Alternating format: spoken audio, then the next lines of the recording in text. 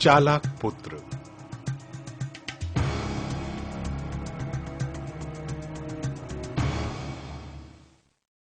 प्राचीन काल में मोहनपुर नाम के गांव में मंगलू नाम का एक वृद्ध किसान रहता था। उसके पास कुछ जमीन थी जिस पर उसके कमजोर बैल हल नहीं खींच सकते थे। इस गरीबी के माहौल में भी उसने अपने बेटे को बड़े लाड प्यार से पाला। उसे किसी चीज की कमी न होने दी। वो उसे कोई भी काम नहीं करने देता था, लेकिन उसकी पत्नी को बेटे को सिर पर चढ़ाना बिल्कुल भी अच्छा नहीं लगता था। देखो भाग्यवान, भगवान ने हमें एक ही पुत्र खिलौने के रूप में दिया है। हम इसे खेती बाड़ी के कठोर काम में नहीं लगाना चाहते। अरे मैं बूढ़ा हो चला हूँ, तो चिंता की क्या बात है। मेरा लड़का तो जवान होगा ना। मेरे लिए बस यही खुशी की बात है। हाँ हाँ, यह सपने बहुत सुहावने लगते हैं। आपने यह कहावत तो सुनी ही होगी, एक पिता अपने 100 पुत्रों को तो पाल सकता है, लेकिन 100 बेटे मिलकर भी एक पिता को नहीं पाल सकते हैं। तुम तो पागल हो गई हो नंदू की माँ, जो अपने पुत्र को ही बुरा कह रही हो। मैं सब समझती हूँ, सब देखती हूँ। यह सब लाड प्यार उस समय तक ही चलता है जब तक तुम्हारे शरीर में शक्ति है। जब शक्ति समाप्त हो जाएगी, उस दिन यही पुत्र तुम्हें अपने ऊपर बोझ महसूस करने लगेगा। दोनों पति पत्नी की लड़ाई में समय व्यतीत होता चला गया।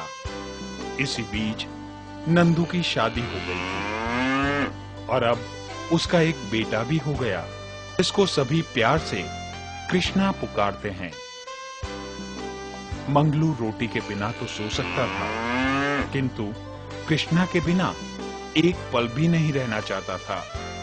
कुछ साल बीत गए। कृष्णा अब कुछ बड़ा हो गया। मंगलू की जवानी बीत चुकी थी। बुढ़ापे ने उसका हाथ ऐसा पकड़ा कि दिन भर चारपाई पर पड़ा रहता था। लेकिन बाद में हालत में सुधार न होने पर मंगलू नंदू और उसकी पत्नी को बोझ दिखने लगा। केवल कृष्णा ही था जो बाबा की सेवा में लगा रहता था। नंदू की पत्नी मंगलू से कुछ ज्यादा ही दुखी हो चली थी और उससे छुटकारा पाने की सोचने लगी थी। हम इस रोगी को कब तक इस घर में रखेंगे? इसने मेरा जीना दूभर कर दिया है। सारे दिन चिल्लाता है, खांसता है। मेरा तो इस घर में सांस लेना भी कठिन हो गया है। क्या इनका गला घोट दूं? नहीं घोट सकते तो रात के अंधेरे में नदी में फेंक आओ। इससे इस बेचारे को मुक्ति मिल जाएगी और हमें शांति। मुझसे नहीं हो पाएगा। नहीं हो पाएगा तो कल से काम धंधा छोड़कर इसके पास बैठ जाना। उनके बिना हम खाएंगे क्या? इस बीमारी को घर से क्यों नहीं बाहर निकाल फेंकते? अरे पानी में फेंकने में डर लगता है तो पास वाले जंगल में गड्ढा खोदकर उसमें इसे दबा दो और यह कार्य आज ही कर दो। नंदू अपनी पत्नी की बात को टाल न सका और आधी रात को घने अंधकार में अपने पिता को चारपाई समेत ही बैलगाड़ी में डाला और चलने की तैयारी करने लगा। जैसे ही नंदू बैलगाड़ी को लेकर चलने लगा तो कृष्णा दौड़ता हुआ आया। नंदू ने कृष्णा को लाख समझाया, किंतु कृष्णा की जिद के आगे उसकी एक न चली और वो उसे भी साथ लेकर जंगल की ओर चल पड़ा।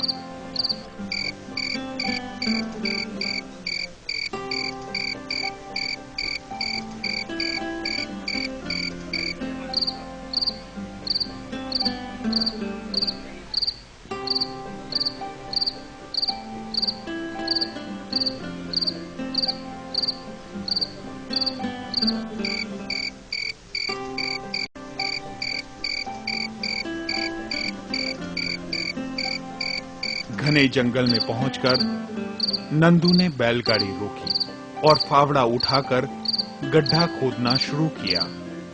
ये देखकर कृष्णा बोला, आप यह गड्ढा क्यों खोद रहे हैं? तुम्हारे बूढ़े बाबा की शांति के लिए। क्या उन्हें गड्ढे में दबाकर शांति मिलेगी?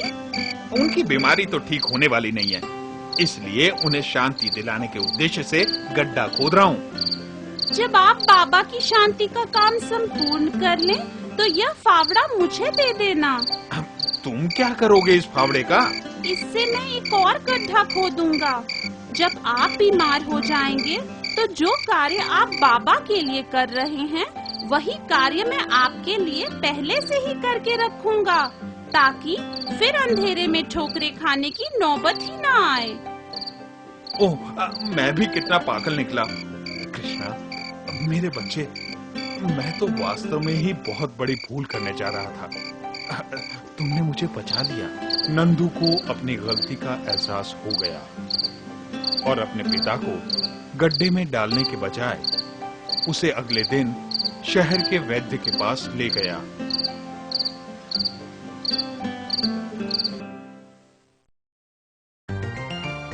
इस कहानी से हमें ये शिक्षा मिलती है कि माता पिता का सम्मान सर्वाधिक उत्तम कर्तव्य है।